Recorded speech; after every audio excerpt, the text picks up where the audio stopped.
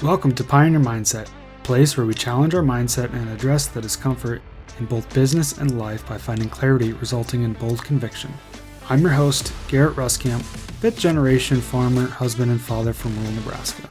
Whether you're navigating frustration from past decisions or worry about the uncertainty you face today in your business, we're going to learn from our struggles and take on new challenges with a resilient mindset.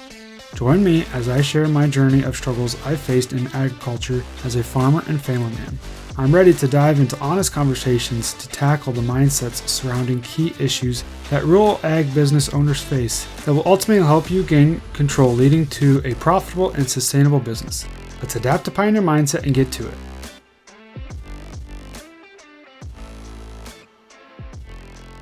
Welcome back, everyone. By the time you guys hear this episode, I'm sure, depending on where you're at, things are really ramping up for the season.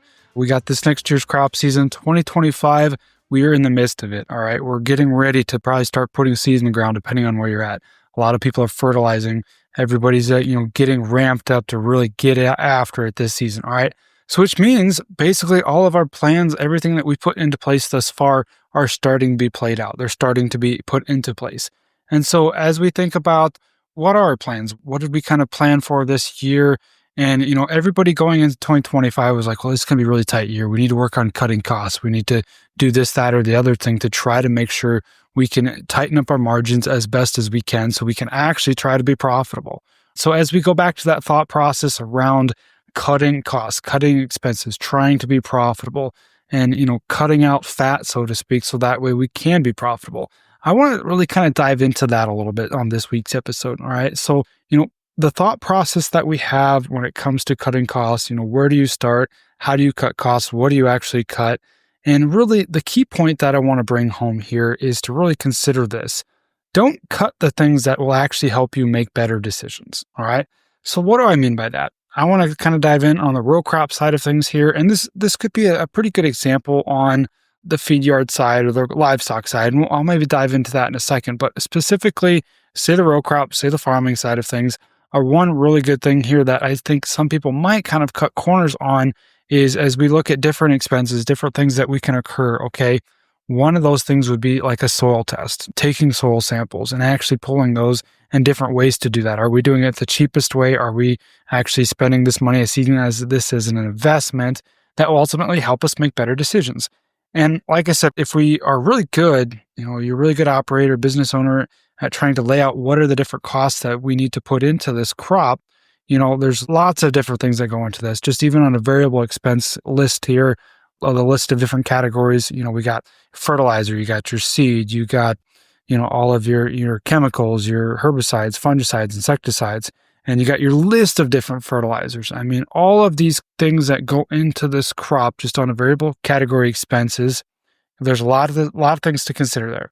Now, there's a lot of things that we can start maybe cutting. Well, maybe I don't need this. Maybe I don't need that. Maybe I can eliminate this thing or that thing to trim the fat down, so to speak, to cut the cost so that way we can actually try to be profitable, all right? Now, if you're doing this, like I said, from a high level and actually being diligent about and intentional about being profitable, these are a lot of things that probably crossed your mind. What can I actually cut? What do I actually see value in? And what don't I think I can actually get my value back out of? Maybe it's one of those, we only do this on good years, right? So that might be the case when it comes to a soil sample or pulling soil test. So I think this is one of those things that is an absolute must.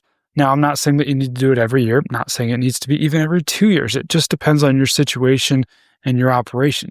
But this is an absolute must. You need to know, don't cut the things that will actually help me make better decisions. And a soil test is one of those. So kind of want to go through this a little bit in our operation. Like I said, I've been thinking about this a lot lately as we've gotten back all the data from the test that we pulled last fall and trying to analyze it. Now put this plan into place. What are we going to do? Okay. So with the soil test, kind of breaking down some of the things that we actually did this year, we actually tried a new soil test, a new sampling method, I should say. All right. So we went through, just kind of put it all out there. We went through Agronomy 365 with the Next Level Labs up in South Dakota. Okay. And so we went through them and there was actually a local dealer to us and we went through and we pulled these samples, but we pulled the samples by first creating these maps. It's called Baseline RX. I hope I'm not tripping over my words too much because this is a new system to us, but kind of explaining what we did this year and how we've kind of seen the benefits or how I think it's really going to play out for us. So we then created zones within each field, and basically comes down to different zones. And from that, we pulled samples in each of those zones. From there, we took soil samples and we sent them off to this next level lab up in South Dakota, right? And so from that, we, instead of just running your traditional test, which is fairly reasonable, and there's also another test out there called the Haney test, if most of you are familiar with that, a really good test to basically tell you what's actually a plant available and, what can we actually utilize from what's in our soil, okay? What is the plant going to be able to utilize and uptake? This is a really, really valuable test. Been pulling that one for the last few years, actually.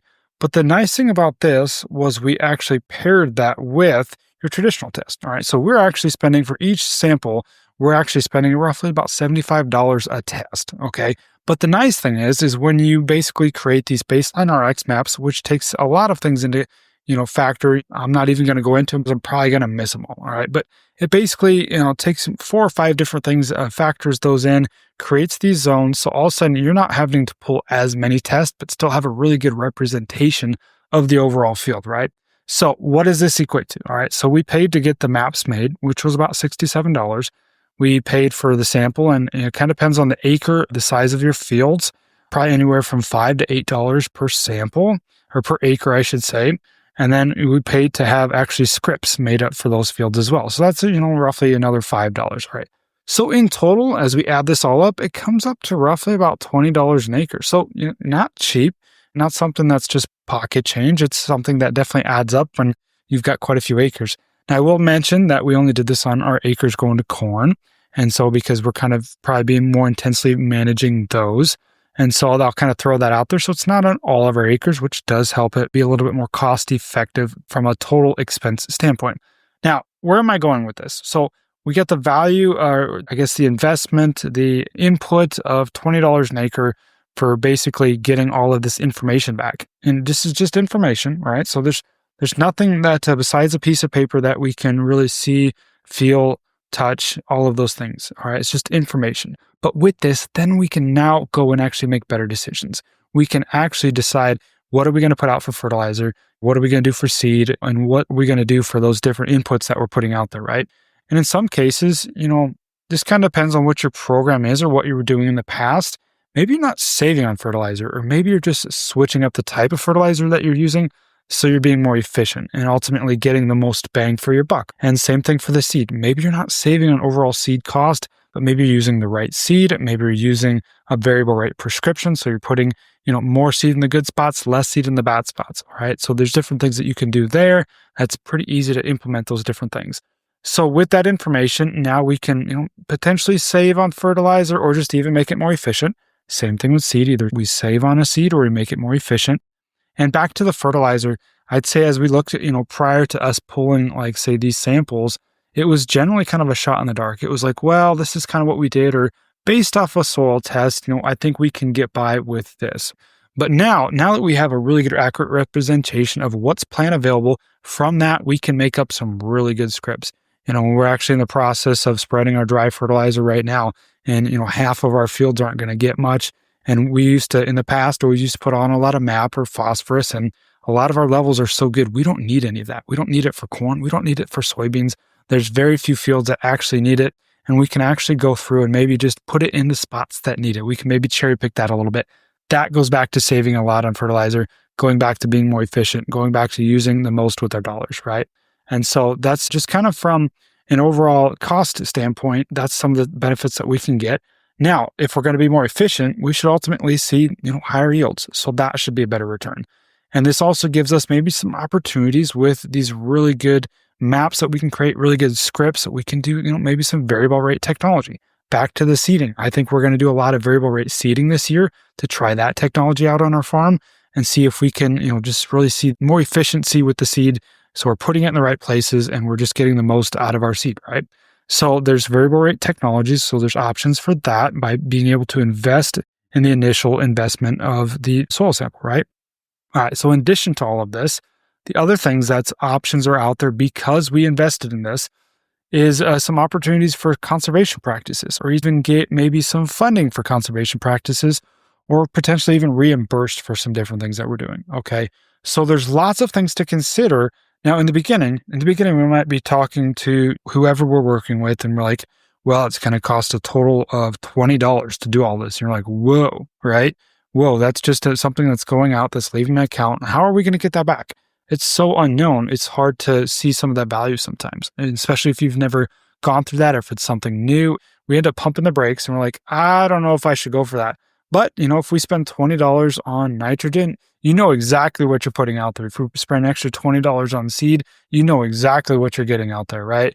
Or, just think of it for the things that you find value in, right? And so that's kind of where I want to go with this next, is we tend to invest in things that we can physically see the value in, or we can physically hold, touch, feel. Those things are a lot easier for us to invest in versus maybe some things that we can't. All right, we don't generally tend to focus on or even cut some of the things that we don't maybe see the value in, like I said, some of those things that we physically can't see, whether that be, like I said, a soil test. Yes, I know there's a piece of paper that you can hold in your hand, but maybe also going back to working with a consultant, working with, an agronomy advisor, business coach, somebody like that, right? So it's hard to see those different things, or even from an insurance standpoint, crop insurance. It's hard, we don't physically hold that in our hands. We don't feel it. We can't touch it. We can't see it generally. It's hard to invest in some of those things.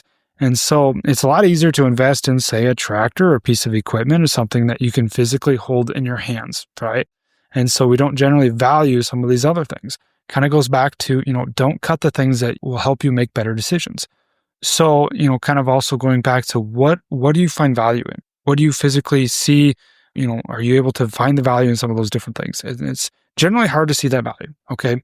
So I want to kind of flip this a little bit. We've been talking about the row crop side of things, farming. You could go into that same example for the livestock side. You could go into the same example for, say, pulling feed samples, maybe forage samples, so that way you're getting an accurate representation of what you're feeding to your livestock. That's a really good way to consider that, kind of on that same sampling format there, right? So I want to tie this back to finances though. Pioneer mindset. Okay, we're going to be talking about new ways of thinking. So tying this back to the finances. I'm going to repeat this. Don't cut the things that will help you make better decisions. Okay? So I mentioned before, what do you find value in? Do you actually find value in people helping you, give you advice, maybe helping you through some different decisions, or helping you get better in your finances? So ultimately, talking about Pioneer Farmer here, Pioneer Farmer, helping farmers and ranchers find clarity and confidence in their finances. It's hard to maybe consider, what value does this actually have to my operation? Or just even working with a crop insurance agent, going back to kind of that realm. What value does this have to work with a good one versus a bad one, right? It's hard to really consider that because we don't see it. We don't see it physically right away. It's not money in our account immediately. And so as you think about for Pioneer Farmer and, the different people that I talk to on a regular basis, it kind of goes back to, what are you focusing on? What do you find value in? What are you actually investing in? All right. And so I'd say to some extent, a lot of people that I talk to, it's actually somewhat too late for a lot of people that I talk to, or the people that want to actually get clarity on their finances and actually focus on their finances and really build the confidence back in their business. To some extent, they're in the point already to where it's hard for them to actually invest in something because their business is at such a strain, at such a low point, it's actually almost on the way going out, okay? Now, that might seem extreme. That might seem a little bit too far, but that's the reality of it. Is sometimes by the time these different things that we need to be focusing on actually grab our attention, actually find value in them, it's somewhat too late. Kind of the way that I want you to think about this in order to kind of get this across to you is going back to cutting expenses, right? In your operation, there's certain things that you just can't cut. That there's certain things that you just can't do without. And maybe say from the row crop side of things, there's certain fertilizers, maybe, can't cut nitrogen entirely out, or, you obviously can't cut the seed out, can't grow a plant without the seed, and can't reap that harvest without planting that seed. All right. So we know those things. There's certain things we can't cut. But if we cut back our nitrogen too much, if we cut back some of our fertilizers too much, or if we pick the wrong seed, we cut corners too much, what does that do, right? That ultimately affects our revenue. That ultimately affects us in a negative way. Instead of, trying to improve our profitability, improve our ROI, improve our revenue, or just overall profitability, right? We go backwards. Right? And all of a sudden we're no longer negative. We cut in the wrong spots and we're not going in the right direction. So that definitely has a negative effect on our operation from trying to do something positive, but it has a negative effect. All right. So going back to don't cut the things that will help you make better decisions. In the same regard, focus on the things that will help you make better decisions. Find value in them, invest in those different things. Now, whether that be a good crop insurance agent, whether that be a good crop advisor, whether it be a marketing advisor, whether it be a business coach, or just different things from that nature. So there's a lot of things that we need to, maybe focus on when it comes to shifting what we find value in. Okay, shifting what we find value in and maybe doing that sooner before all of a sudden it's too late. So like I said, going back to a lot of the different people that I talk to, if we don't focus on, say, getting clarity in our finances, don't focus on finding a good system to help us do that, or finding a good program to help us work through those different things, all of a sudden we're going to see the negative effects in our operation. From a profitability standpoint, from a revenue standpoint, we're going to see the negative effects in our operation. But not only from a financial standpoint, but from, a being standpoint, the different areas of core 4, from, a relationship standpoint with the family, from just a personal standpoint, we might see that negative effects. Okay. So as we tie this back to what are we focusing on? What do we see value in actually? Okay. And going back to the whole cutting cost thing, right? What are you actually cutting? Or maybe on the flip side, what are you not investing in? What are you not seeing value in? All right. So as we get to rounding this out, as you think about the different things that you've implemented in your operation, the crop plan that you're currently implementing for 2025, what have you cut? What do you see value in? What are you actually focusing on? And think about, what are the long-term effects of that as well? Going back to the soil samples, obviously some of these things that we do invest in may not be a super fast return on investment, but over time, it's going to take our operation to the next level. Over time, it's going to benefit us from a profitability standpoint, from a personal standpoint, and from a legacy standpoint even. Over time, these things will ultimately invest us.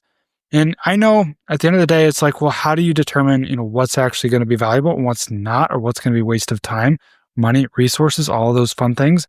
Well, the answer is sometimes we don't know exactly what those are. We don't know every silver bullet out there that we can invest in from a cropping standpoint. Sometimes you just got to try things. Sometimes you got to take a leap of faith. Sometimes you got to dig in to the pain that you currently have and what can actually benefit you the most from that pain.